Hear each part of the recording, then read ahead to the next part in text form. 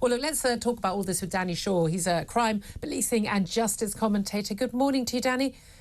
Good morning, Julia. What did you make of, well, we only had leaks so far of advances of what Suella Braverman is going to say, but her actually talking about the Refugee Convention for the first time, not just the European Convention on Human Rights. What do you make of that?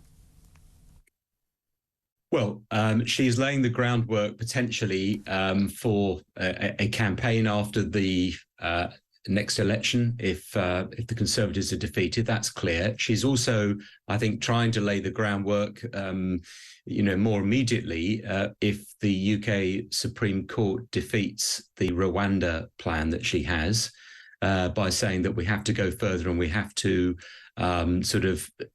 tear up more fundamental tenets of policy regarding human rights and regarding refugees.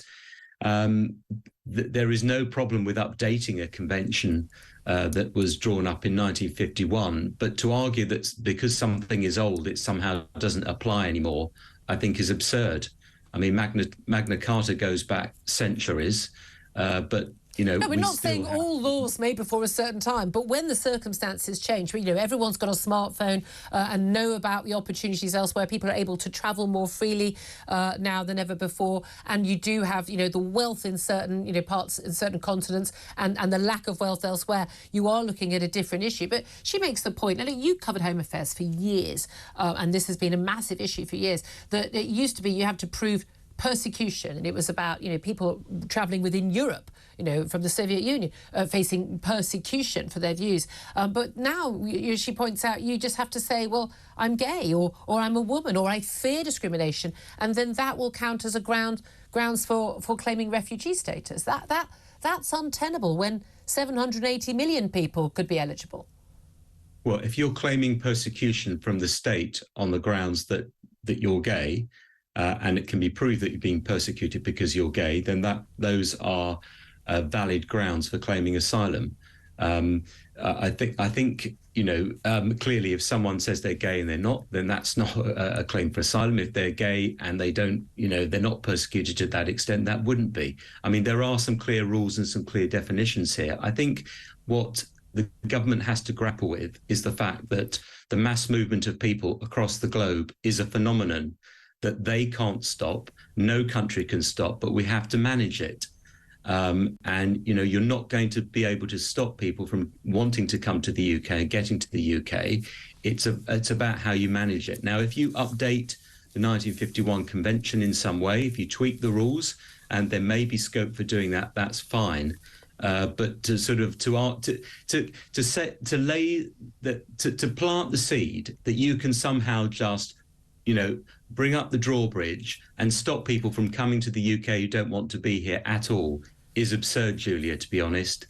There are always going to be people who come to the UK who perhaps are putting in a fanciful claim for asylum, who perhaps are looking for a better life, or perhaps they've come here legally and then they try and stay on illegally. That is always going to happen. And with the mass movement of people around the world, it will continue to happen. Just look at what's happening in Europe and elsewhere. Yeah, exactly. But the key thing is the people of America, people of, Europe are basically saying, we're not sure about this anymore and how many people want to help. And that's when it becomes a political debate where, we all want to help people in need.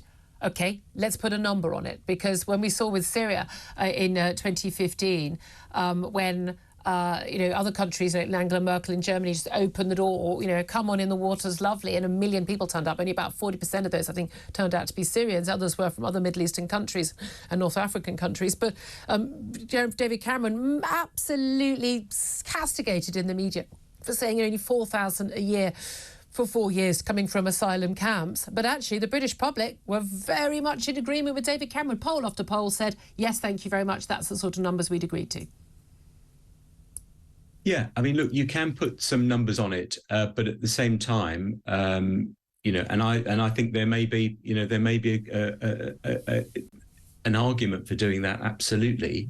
But at the same time, what you have to do is ensure that there's an agreement with other countries that if people come here illegally and come here through the channel, then they can be returned to those countries. And that's where we've seen the failure on that. Both ways. This government doesn't seem to want to do that.